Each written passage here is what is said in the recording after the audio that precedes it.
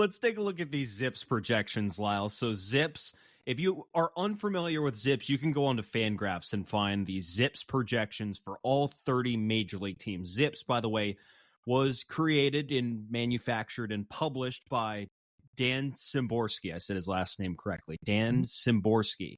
You can find his work there on Fangraphs, and he comes up with a projection system for all 30 major league teams, all the stats you could want for the upcoming season. It is quite complicated, but here we are. We're going to talk about the end results that he's come out with, and not the process he came through to get there. But he came out with the Mariners projections for this upcoming 2024 season.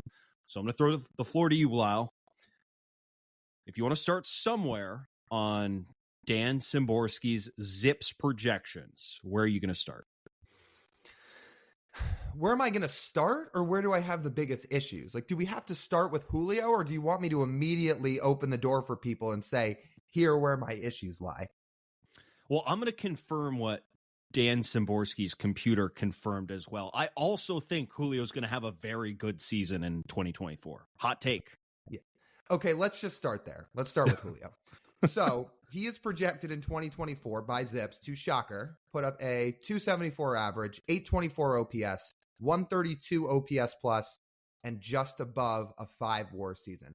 Oh, we should note, we're going to use OPS plus in this episode to reference guys rather than WRC plus. And like we've talked about, the two are very, very similar. They don't fluctuate that much in terms of the end result. It's just that for ZiPS projections, they use OPS plus over WRC plus. So for today, we're just going to use that. Anyway, yes, it says Julio should be very, very good in 2024. Shocker. In fact, it says even if he has a down season, he should still put up about 3 wins. So in English, Julio Rodriguez is very good. Well, that's a good take. That's a good take by ZiPS. Otherwise, I'm taking a look at the ZiPS projections, and I have the whole Mariners starting 9 looking out here. There's a couple of interesting ones. First up, you brought up J.P. Crawford off before we started recording, and I think J.P. Crawford would be a good subject to go to next on the record, because J.P. by WRC Plus was the Mariners' best hitter last season. ZiPS doesn't think so for this upcoming season. They only have him at a 108 OPS plus. They say he's going to be worth about 3 wins. So they're saying JP is essentially going to be a slight step above what he was in 2022 before he really broke out last season. That would be unfortunate. I think we can differ on that. I think it would be fair. I will just note that among all of the projection system out there, there is ZiPS and Steamer. Those are the 2 big ones. ZiPS is a little more conservative than Steamer is. Steamer is a little bit more optimistic when it comes to player projections and what they're going to do this upcoming season. Meanwhile, ZiPS is a little bit more on the hesitant side on what they think the median output of J.P. Crawford will be this upcoming season. So they see J.P. at a 108 OPS plus, 30 doubles, 12 home runs, and 3 wins above replacement. I would say that's for J.P. Crawford to live up to everything and be healthy, probably the floor, I'm going to say. Yeah, and we should note, too, that with these ZiPS projections, what they do, and part of their formula for making these calculations, is they take the last 3 seasons that each player's had into account when pushing out their projected data for the upcoming year. So with J.P. Crawford, he was awesome in 2023. It's also still taking into account 21 and 22, when obviously he was not a superstar bat. He was around league average, slightly above it in terms of WRC plus and OPS plus. So it's projecting him to be a little closer to that range, where I think we know, after the adjustments he made at Driveline last year, how good he looked at the plate, the power he possessed, he's always had a great eye, but all the strides he took last year, I'm not going to promise he's putting up a 135 or so mark again. I don't think it's dropping down to 108. I just don't think there's any way. I think J.P. Crawford, the guy we saw last year, is more or less here to stay. So here's something I'll throw it at you.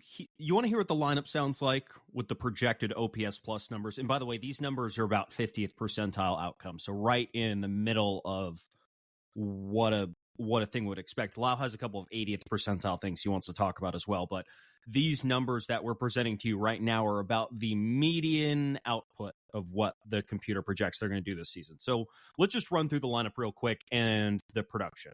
So JP's at the top, 108 OPS plus. Julio batting second, 132 OPS plus.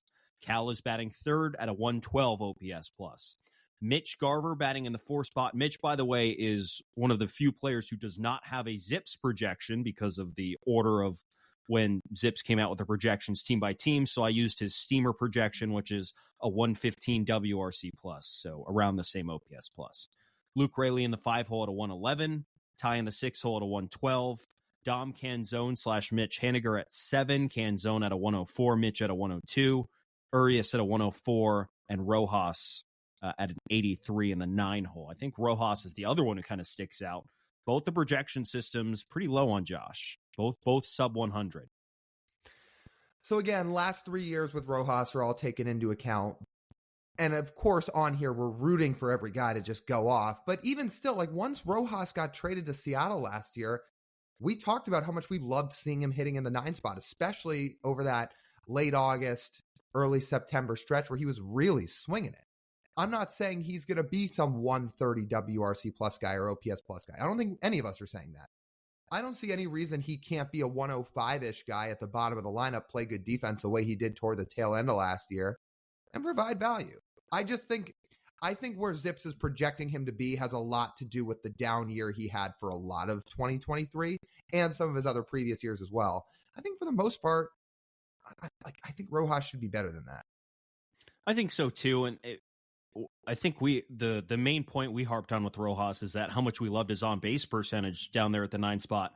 Well, ZiPS projects his on-base percentage at 298. Well, if his on-base percentage is 298, then yeah, he's going to have an 83 WRC or OPS plus.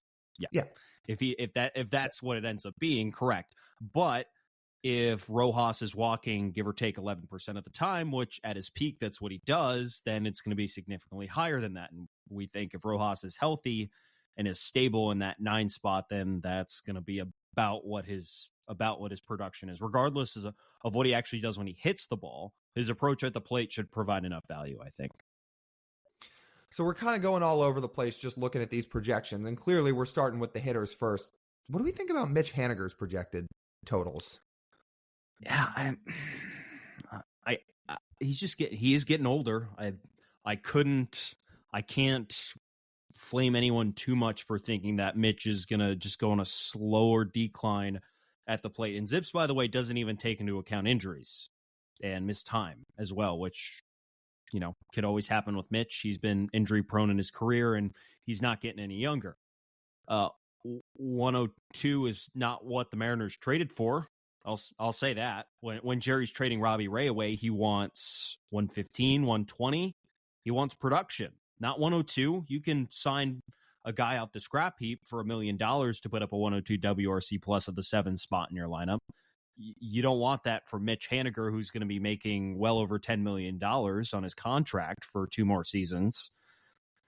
So, I mean, it's kind of disappointing. It sucks seeing Mitch get old. That's for sure. I missed the 2016 version or 2017 version of Mitch.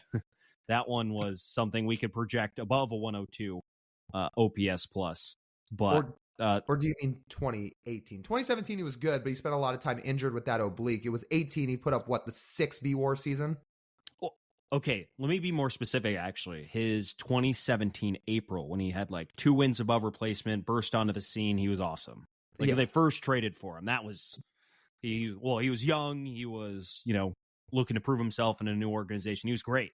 But you're right. He was hurt that full season. So 17 or 18 at his peak. Sure. Yes. Yeah. But he's not that anymore, unfortunately. He's getting older. His body's breaking down, and bat speed is probably slowing down a little bit with it, too. I think ZiPS takes that into account. I think that's right. Man, I just had a flashback talking about 2017. Forget the oblique injury for a second. Remember when Jacob deGrom hit him in the face with that fastball? I think I was at that game. That was terrifying. I remember watching that from barely close by, and I was like, oh my God, that was wild. Anyway, on a more positive note with Mitch, I don't know, isn't there a chance he truly just had a down year last year with a lot of injuries? Because obviously he didn't play that much.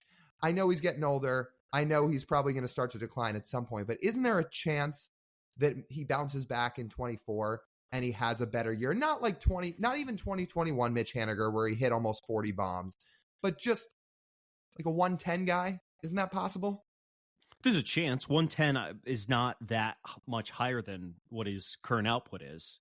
8 OPS plus points is it's kind of marginal. It's like I that's think within the margin of error. That's honestly that's batted ball luck right there, is what okay. you just described. He could have with a 102 OPS plus at his 50th percentile outcome. Okay, 8 OPS plus points higher would be he gets a little bit lucky with BABIP, and theirs is 110.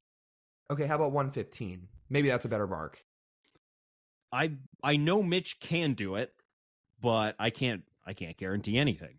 Mm-hmm. Again, like got injury prone players don't get less injury prone as they get older.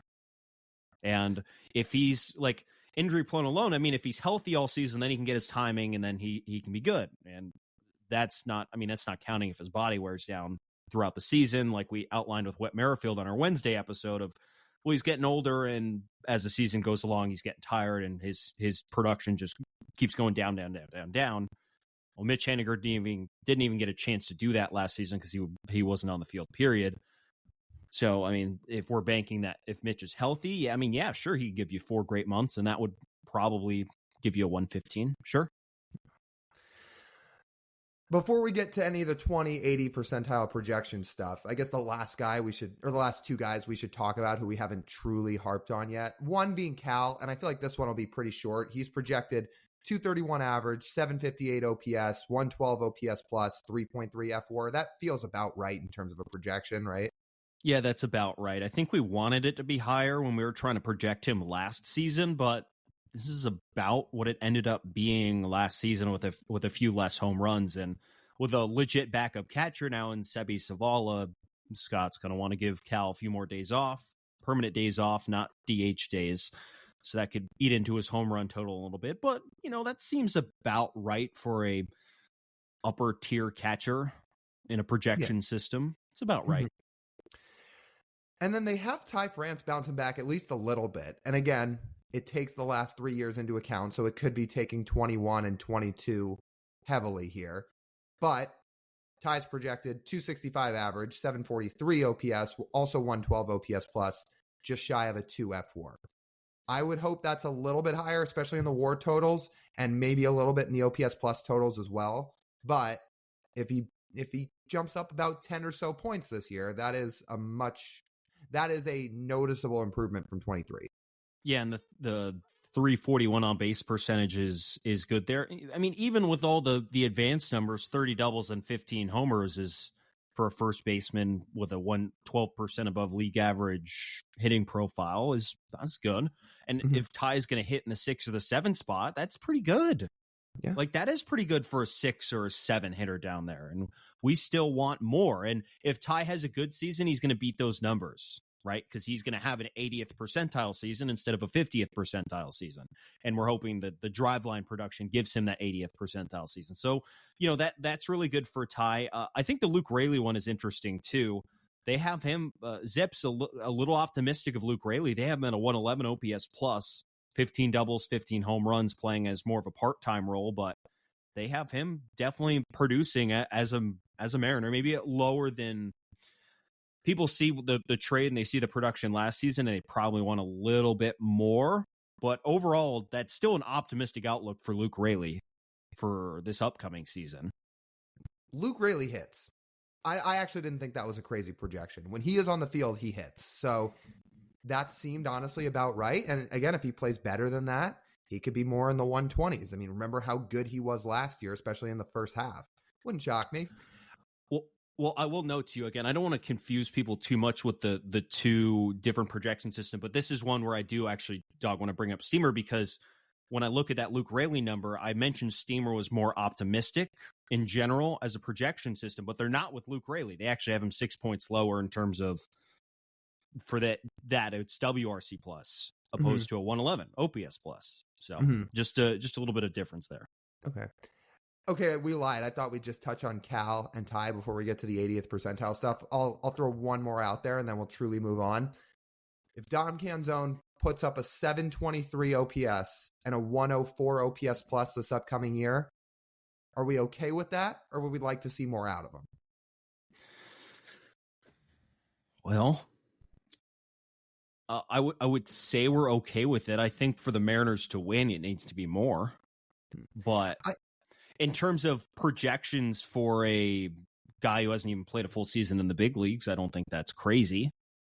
I think that would be a perfectly serviceable first year. If he did that over a full season, in his first full season in the big leagues, I think that's a perfectly serviceable year. I think there's absolutely a chance he does more. If you want to talk about breakout Mariners candidates and sleeper candidates on this team, he's basically the guy I'm circling bright, saying this could be your breakout candidate. That being said, if this is his floor and if this is what he does in 24, I'd be okay with that. Those would be some big jumps that he took from the handful of games or so that he played at the end of last year compared to a full season in 24. So as long as he's above 100, yeah, that's good. I'll say that the nightmare for Mariners fans is an injured Mitch Haniger and a Dom Canzone floor, because that's a spot you traded trading for Mitch. You wanted it to be productive, and if you're struggling to get it productive, well, then that's it. Right. Then it's a struggle. Then it's going to be a struggle, and the team's going to struggle to score some runs. Mm-hmm. Okay, speaking of the 80th percentile stuff, what these ZiPS projections also do is the numbers we've been reading off are the true projections for these guys for the year, but that's about the 50th percentile projections. For example, Julio putting up a 5 WAR is his 50th percentile, which is crazy in itself. But they do extremes in the high and low category. So they have 20th percentile, meaning what do they project the numbers to be if they have a down year, and an 80th percentile, where they say what do they project the numbers to be if they have a really good year. Julio, for example, if he has an 80th percentile season, they are projecting a 7 WAR and a 154 OPS plus. I would call that winning the MVP. So that with that number right there, they're saying Julio for his career has been operating at about a 65th percentile, give or take. Mm-hmm. So they're saying, hey, if he goes up to 80th percentile, that's what it is, and that means his 100th percentile if he's going to go out there and win an MVP, which most MVPs have to have a 100th percentile season to do that. We're talking over 9 wins, like a 170-ish OPS, WRC plus. Yeah, it's pretty bonkers. But that would be an MVP season, and we're not even including the kind of defense he plays in center as well. I don't know. Could those 80th percentile numbers not net him an MVP? 7 WAR and a 154 OPS plus? That might do it. Depends on the year. Yeah, if Aaron Judge puts up another 61 homers, then sure. But luckily for him, Shohei Ohtani's no longer in the American League, so that's help number one. But I'll say if someone else, some other elite player has a 100th percentile season, it's probably going to be better than that, unfortunately. Okay. So I will note that his 20th percentile season is projected at a 3.2 F4. So that says even if Julio has a bad year, he's still putting up 3 wins, which is crazy. It just shows you the floor that Julio has as a player at just 23 years old. But yeah, the Mariners are lucky to have that guy. Okay, I'm going to scroll down some more of this list. For example, they say Cal's 80th percentile season is about a 4.3 WAR, 125 OPS plus. Or sorry, that's JP's. JP's 80th percentile season would be 4.3 WAR, 125 OPS plus. Cal's would be 4.5 WAR, 134 OPS plus. There's a few others.